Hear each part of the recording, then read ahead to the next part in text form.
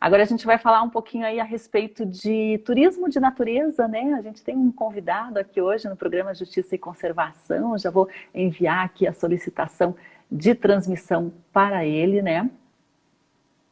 É o Adnan. A gente vai conversar com o Adnan aí a respeito de algumas trilhas, né, que são possíveis fazer pertinho da cidade, né? A gente tem aí o gilgameshtour.org, que é o blog do Adnan, né? Ele que é bacharel em informática, atua nessa área já há algumas décadas, né? É instrutor de filosofia também e atua como guia de turismo de natureza. Ele tem muitos cursos aí relacionados a essa atividade, né? Bom dia, Adnan. Seja bem-vindo aqui ao programa Justiça e Conservação. Bom dia, Sandra. Prazer aí estar com vocês. Me conta um pouquinho aí da sua trajetória, da sua atividade com turismo de natureza. Eu vi aí o seu blog, né, Adnan Brintan, vi as suas fotos no Instagram, nas redes sociais. Cada canto incrível, né, que você tem encontrado. Então, Sandra, o que eu gosto de falar sempre relacionado à atividade, eu sempre gosto de estabelecer um contexto, né? E eu voltei para as trilhas, na verdade, com 37 anos, por conta de uma necessidade interna minha de buscar um pouco de paz interior. E está passando, como todo mundo passa, né, por fases difíceis. E numa conversa com a minha esposa, ela disse: Adnan, você não gostava de fazer trilha quando era mais novo? Aquilo meio que me iluminou por dentro e acabou espalhando isso para fora. E eu comecei a fazer isso de forma bem amadora, dentro da Associação Cultural Nova Acrópole, que eu dava aula de filosofia na época.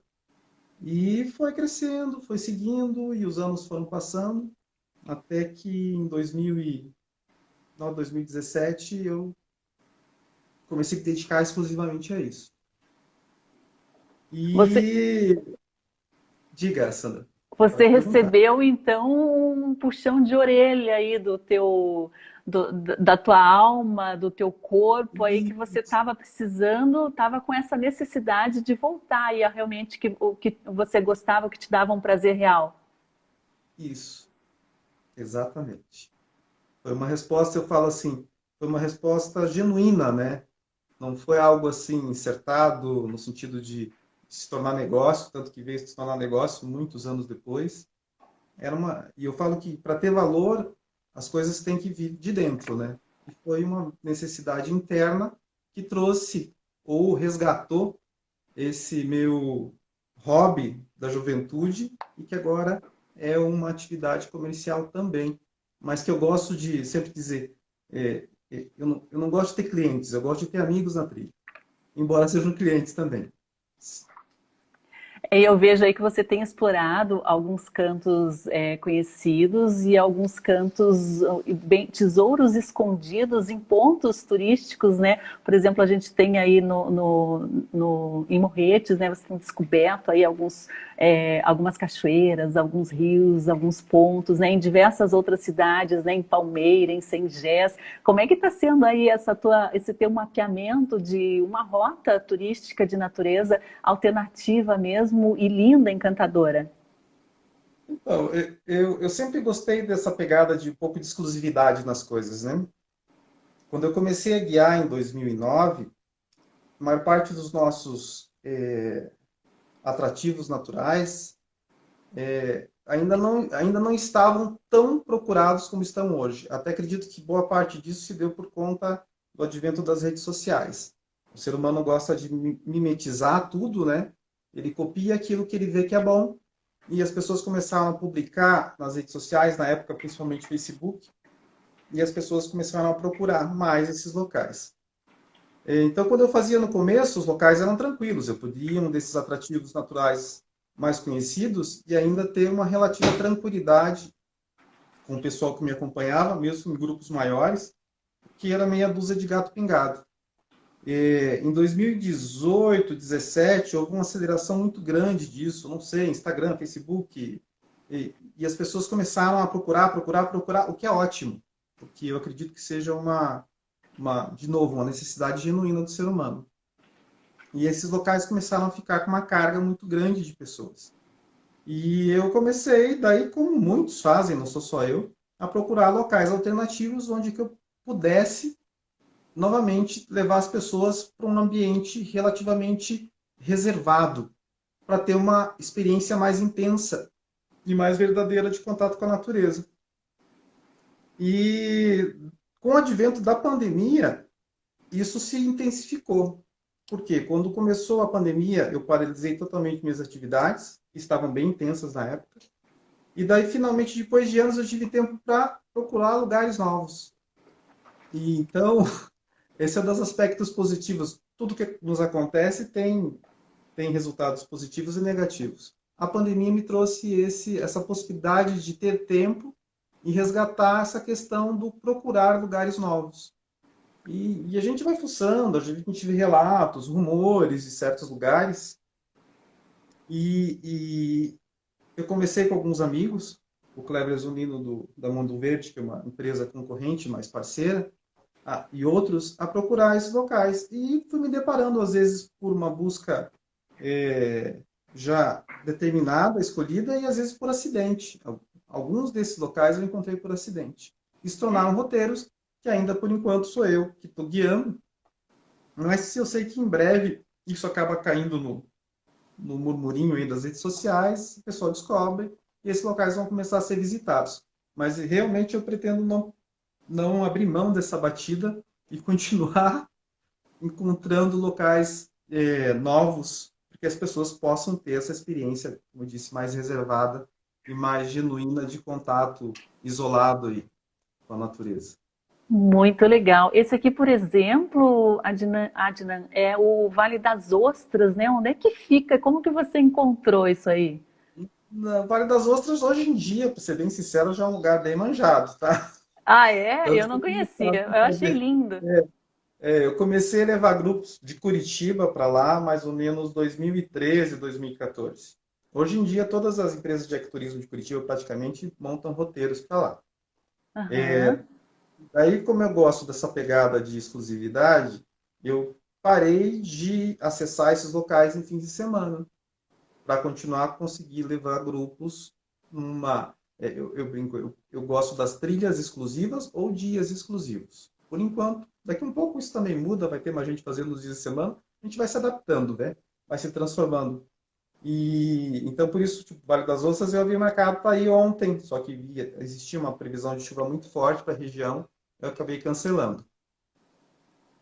Mas é na região ali, divisa com São Paulo, mais ou menos caminho para o Petar, que o pessoal conhece. Na verdade, relativamente próximo a Registro.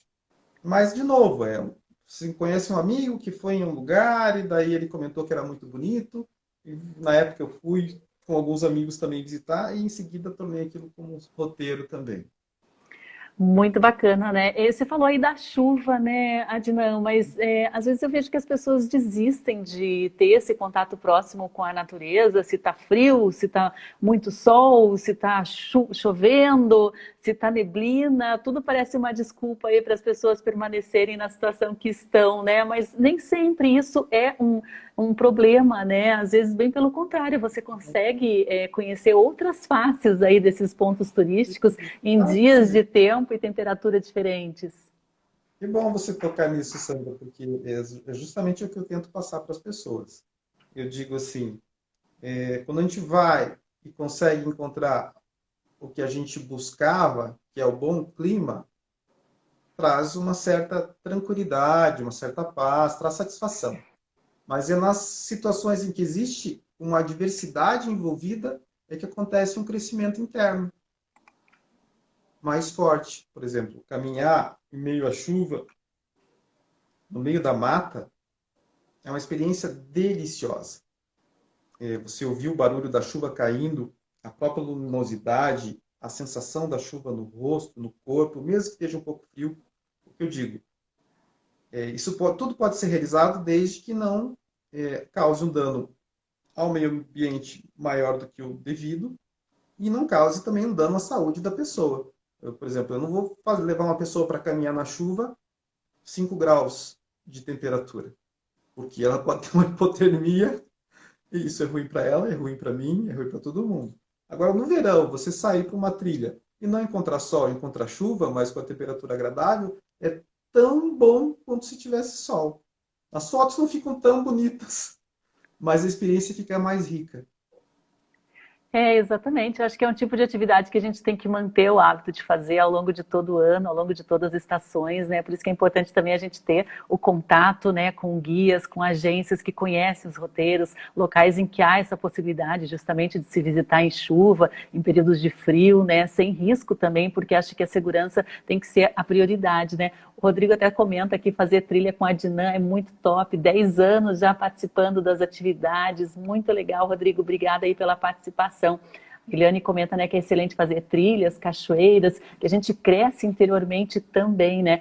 E a Carolina Paiva, inclusive, que indicou aqui o Adnan para nossa entrevista. Obrigada, Carolina. Ela dá um bom dia aí para você. A Adnan comenta que os passeios com propósito de natureza, né? E fala que o Adnan, seu coração e missão, fazem parte dos seus passeios. Eu percebo até nas suas publicações, né, Adnan, que você traz um pouquinho dessa tua filosofia, desse teu conhecimento, justamente para a tua atividade, né? Como é que você tem visto aí essa relação? Então, Sandra, já faz alguns anos eu defini para mim que eu gostaria de poder proporcionar, ou eu mesmo ser na época eu dizia, uma suave influência positiva para as pessoas. Eu não sou do tipo que quer mudar o mundo da noite para o dia, já fui esse cara, aí na fase dos 30 anos, isso passou, e hoje eu estou mais preocupado em gerar essa oportunidade das pessoas estarem em contato com a natureza, mas não só em contato com a natureza, porque contato com a natureza significa contato consigo mesmas. Nós fomos, eu sempre digo, nosso DNA foi criado para estar nesses ambientes. E ele não mudou nos últimos milhares de anos. Então, quando a gente se defronta com esses ambientes, traz uma sensação de harmonia, de pertencimento, que às vezes nos falta nessa vida louca que a gente leva, eu digo, cercado de cimento e asfalto, basicamente. Uma arvorezinha ali na esquina, um passarinho que canta de vez em quando, que já ajuda a acalmar, mas aquela sensação de pertencimento ela vai acontecer ali em meio à natureza. E isso traz com que a gente se reconheça nisso, reconheça essa harmonia, reconheça essa beleza, reconheça inclusive esse contraste do frio, do quente, do áspero, do molhado. A gente tem uma vida muito monótona no sentido físico hoje em dia. A gente sempre busca o conforto e a ausência de dor, a ausência de cansaço, na verdade, os contrastes contínuos é que tornam o nosso corpo mais robusto e nos incentivam ao desenvolvimento também interno, porque a evolução da humanidade, eu sempre coloco, a evolução do ser humano, ela se dá através do desafio. Se a gente não tem desafio, a gente não cresce.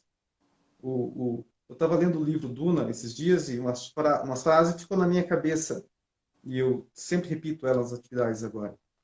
Sempre que a gente escolhe o caminho mais fácil, a gente escolhe o caminho da estagnação. Então, a gente tem que buscar o desafio. O desafio você encontra, sim, naturalmente, na natureza. É uma conexão, né, que a gente precisa manter o tempo inteiro, o ano inteiro. A Carolina até complementa, né, que o Adnan sempre lê algo antes do passeio, induzindo os participantes para reflexões profundas. Como que é aí essa tua proposta de uma leitura e de uma reflexão, Adnan? Então, eu tenho como um outro hobby, eu gosto de ler. E as leituras, para mim, têm que ter um significado, não é ler só por lazer. Eu falo que quando eu pego um livro na mão, se eu não tiver com a caneta marca-texto junto, eu sinto que eu não estou lendo, porque para mim eu estou sempre tentando capturar alguma coisa do que o autor propôs, principalmente os clássicos. E tem pérolas maravilhosas. Quando você procura com um olhar mais atento, você encontra referências sobre as coisas. E eu vou colecionando essas referências sobre temas internos, humanos, psicologia, filosofia, doença, mas também muito relacionado à natureza. E eu aproveito daí esses momentos para tentar criar no início da atividade uma vibração no grupo, é, um sentimento de unidade em relação à mentalidade. Eu sempre costumo ler um trecho curtinho, às vezes um pouco maior, para justamente tentar trazer as pessoas para o agora, né? O que repito muito nos últimos anos para as pessoas, quando vou começar a atividade, eu digo, é muito fácil, ou é relativamente fácil, você tirar as pessoas da cidade do barulho. Difícil tirar o barulho e a cidade das pessoas. E a gente carrega, por compulsão, todos os problemas juntos, para a trilha também. E eu falo, gente, tentem deixar tudo aquilo que você tem de compulsório, problemas com dinheiro, família, Covid, governo, o que seja, daqui para trás.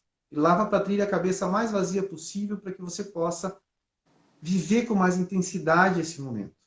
E o texto acaba sendo como se fosse um ritualzinho, né? Para estabelecer esse momento. A partir de agora, a mentalidade é outra. Não é só a mentalidade de segurança, é a capacidade de estar presente naquele momento maravilhoso, né? Naquele lugar maravilhoso. Exatamente, isso nos prepara também, né, para prestar atenção na beleza, na delicadeza, nas texturas da natureza, porque às vezes se a gente entra realmente num passeio desse com a mente muito acelerada, com outros problemas pipocando, né, xingando aí o nosso presidente, a gente acaba não prestando atenção numa beleza dessa aqui, como eu estou mostrando, né, que delicadeza, que coisa mais linda que a gente pode perceber, não só das plantas, das espécies vegetais, mas dos animaizinhos, dos pequenos e grandes animais que estão ali, né, nos circundando durante esses passeios, né, Adnan? O tempo todo. É uma riqueza sem fim. Especialmente para nós até que temos esse presente, né, que é a Mata Atlântica ainda exuberante ao nosso redor. A região de Curitiba é espetacular em relação a cenários. Aí isso foi lá nos campos de altitude do Quiriri. Não estava Lindo. correndo na direção. Por quê? Porque nós estávamos silenciosos. Senão ele não viria, pode ter certeza absoluta. Daí foi um momento mágico. Na época todo mundo ficou encantado, mas foi exatamente essa sensação. Ninguém fala nada, ninguém se mexe. E ele veio até nós, deu a cheiradinha dele e foi embora. Mas aquilo ficou gravado na cabeça de todo mundo durante muito tempo. Ele passeou ali tranquilamente, gostei muito também da postura de vocês, de não tentar encostar, né, não tentar interferir ali no trajeto do animal, né? Isso é muito importante, porque às vezes as pessoas ficam tão eufóricas de encontrar um animal silvestre, né, que acabam tentando capturar, acabam tentando acariciar e além de oferecer um risco para o animal, oferece um risco para a pessoa também e assusta, né? É um estresse absolutamente desnecessário ali para o bichinho que está no habitat dele, até já um pouco alterado, né, Adnan? Isso, exatamente. Ou grita, né? Ah, é um macaco, como foi no sábado. E o macaco foi embora, né? Ai, que dó. Uma oportunidade única, né, de ver um macaco na natureza. Até o Rafael Sobania, que é ornitólogo, ele comenta, né, parabéns, Adnan, gostei muito da tua visão e do teu trabalho, né. A Eliane comenta, né, a respeito das adversidades do caminho, que sempre deixam ótimas lembranças também, né. A Kika Vaim fala aí, ó, melhor guia você, hein, Adnan, tá bem conceituada aí entre os seus clientes e amigos. Que bom. Eu falo assim, vamos colocar essa segunda parte também, que não seja só a contemplação. Eu digo, desde o início, quando surgiu o Gilgamesh, eu falo, o esforço não é opcional. O sofrimento é, mas o esforço não é opcional. Então, se vai querer fazer trilha comigo, vai ter um grau de esforço. Eu não sou o tipo do cara que vai parar o carro e levar o pessoal numa passarela de madeira para ver a cachoeira. E eu vou colocar alguma dificuldade no meio do caminho justamente para gerar valor, para que a pessoa valorize ainda mais aquilo que está encontrando. Muito bacana. E que delícia, né? Você olhar assim um rio, um lago, né? Com os peixinhos, água cristalina e olhar também o distante, a paisagem, né? Porque a gente hoje em dia, ainda mais com esse trabalho remoto, né? Tá tão com a nossa vista tão limitada, tão próxima aí a telas e outras tecnologias que acho que às vezes o nosso próprio olho ele perde a capacidade de olhar o horizonte, né? E eu acho que é importante também, além de fisicamente, espiritualmente, a gente está capaz ainda permanecer capaz de olhar o horizonte, olhar grandes distâncias, né? Isso é muito representativo também pelo que a gente faz, pelo que a gente quer da nossa vida. Exatamente. E assim eu falo, e o importante é tudo, né? Não é nem o longe nem o perto. É os dois. Como você falou, o detalhe da beleza de uma flor ou de um inseto e o detalhe da grande paisagem também. E treinar os sentidos para perceber as nuances e as belezas. Isso também nos enriquece culturalmente. A Ivete até comenta aí que ela estava lá na hora do tatuzinho, né? Ela tá te dando um alô aí, Ivete. O que que você achou, né? Que outros bichos você tem encontrado aí durante os passeios? Ela comenta até ótimos passeios, sintonia com a natureza. Agora, Adnan, vamos comentar, Adnan, né? Vamos comentar um pouquinho a respeito desses teus roteiros, né? Você tem focado mais aqui no Paraná. Eu vi que você tem alguns trajetos em Santa Catarina também. Como é que está a tua atividade atual? O que que aí é a cereja do bolo aí do teu passeio para o pessoal já ficar atento e participar também? Hoje o foco é, de novo, a exclusividade. São locais de baixa visitação e lindos, ou em dias de baixa visitação. De novo, tem a possibilidade de ter o contato com a natureza, porque tem lugares maravilhosos. Estou mostrando uma foto em Singés, esse é Vale das Ostras também, que já não estão mais tão vazios no fim de semana, mas durante a semana, se você consegue, se é aposentado, ou é autônomo, ou está de férias, sempre tem gente de férias. Programar também, se programar para conhecer essas belezas naturais nessas oportunidades, para ter um pouco mais, quem gosta pelo menos, né? E o nicho já defini que é esse, é o público que gosta mais de tranquilidade, que gosta dos locais mais vazios. E aí tem vários que daí eu me permito fazer no final de semana, que são roteiros novos, como foi aí o Poço Encantado, que eu achei por acaso, bem por acaso mesmo. E daí Onde vem que esse fica nome esse Poço Encantado? na divisa de Morretes com Guaratuba. Lugares que a gente nem sabe que existem divisas, né? Que é bem Aham. lá no sertão, escondido, áreas extremamente remotas, que normalmente são pouco visitadas por conta do difícil acesso, até por veículo. Por exemplo, para chegar nesse lugar, é bom ter um carro 4x4, porque senão você vai ter que caminhar muito para poder encontrar. Eu fiquei E curiosa também, Adina, sobre esse marco aqui que você registrou em alguns passeios com o pessoal. Onde que fica isso? isso fica, esse monumento é histórico, ele é para mais ou menos, não fugiu o termo correto agora, delimitar o fim da Guerra do Contestado, quando houve disputa de terras em relação a Santa Catarina e Paraná, inclusive morreu muita gente na época. Então foram instalados alguns marcos nessa região que a gente chama dos Campos do Quiriri, que são divisa de Tijucas do Sul com o município de Campo Alegre, Santa Catarina. E esse é o mais bonito e o mais alto, e é justamente uma delimitação. Só que também tem a placa comemorativa, se não me engano, é de 1916 ou 18, dia 20 de outubro. Eu não lembro se é 16 ou 18, não lembro de cabeça agora. E Ah, ele remete a esse momento, esse acordo que foi estabelecido entre as divisões de terras aí entre Paraná e Santa Catarina. Esse rapaz que está à direita, inclusive, ele foi porque nasceu em Campo Alegre, os pais dele é, e ele depois veio para Curitiba e ele queria conhecer a região dos Campos do Quiriri, divisa de Santa Catarina com o Paraná. sensacional. O passeio também é aprender um pouquinho sobre a nossa história, né? Agora você recomenda essa trilha para crianças? Eu vi que tem o pessoal aí que já está até aparamentado, né, para fazer esses passeios. Tem mais energia do que muito jovem e adulto, né? Qual que é a recomendação? Olha, eu digo o seguinte, as pessoas perguntam para mim, essa trilha, meu filho consegue ir? É para criança? Eu digo, depende da criança. Porque eles estão numa fase de muita atividade, como você falou, né? Hiperativos. Esse rapaz, esse menino, inclusive, é filho de uma cliente minha, ele ficou um pouco entediado na trilha, por isso que eu estou pensando. Muita Às vezes energia. eles têm mais dificuldade de manter a atenção, o foco. As coisas não dizem, embora seja uma fase de encantamento com o mundo, o encantamento é mais rápido.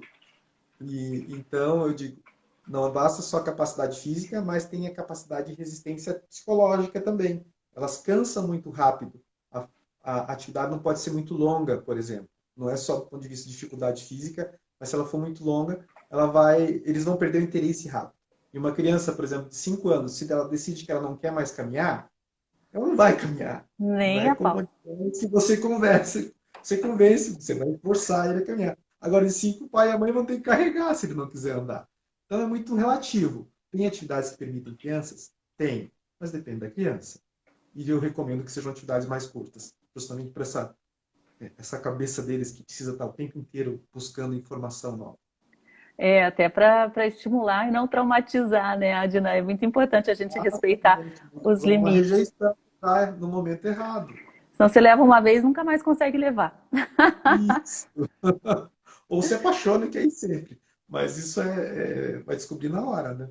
É legal, o pessoal que quiser conhecer um pouquinho mais, né? Eu deixei, inclusive, num comentário fixado aí o site, né, da gilgameshtour.tour.br. Tem aí as redes sociais com muitas fotos, essas imagens que eu exibi para quem está acompanhando aqui pelas redes sociais, é aí do Instagram, né, do Adna e também do Gilgamesh. Tem muito ponto legal para você conhecer aí com tranquilidade, né? Praticamente exclusivos. Ó, a Kika comenta que há 2 anos conheceu o Gilgamesh e nunca mais largou. A Juaciara, não sei falar muito bem teu nome não, né? Que fala sobre as trilhas interpretativas, observação, fantástico trabalho, está dando os parabéns, né? Ela aqui no Ceará trabalha com trilhas aquáticas no Rio Ceará, que legal, muito bacana. A Sara fala, né, entrar no perfil do Adna é desesperador, dá vontade de conhecer todos os lugares. Muito bacana, Adna, muito bom te conhecer. Eu vou experimentar aí alguns passeios, hein? Eu adoro esse tipo de Tá trilha. ótimo. E eu agradeço, Obrigado pela oportunidade, tá? eu agradeço muito, né? Um ótimo fim de semana e bom trabalho. E agora, pelo jeito, ó, até o sol apareceu. Tinha previsão de tempestade, o sol está aparecendo aí, pessoal. Dá para remarcar a trilha. Obrigada, Dinan. Bom trabalho. Até mais. Tchau, tchau. Até mais. Tchau, tchau. Também me despeço aí dos ouvintes da Rádio Cultura, né? A gente volta segunda-feira, a partir das 8 horas da manhã, ao vivo, aqui na rádio e também nas redes sociais do Observatório de Justiça e Conservação. Um abraço a todos e um ótimo fim de semana.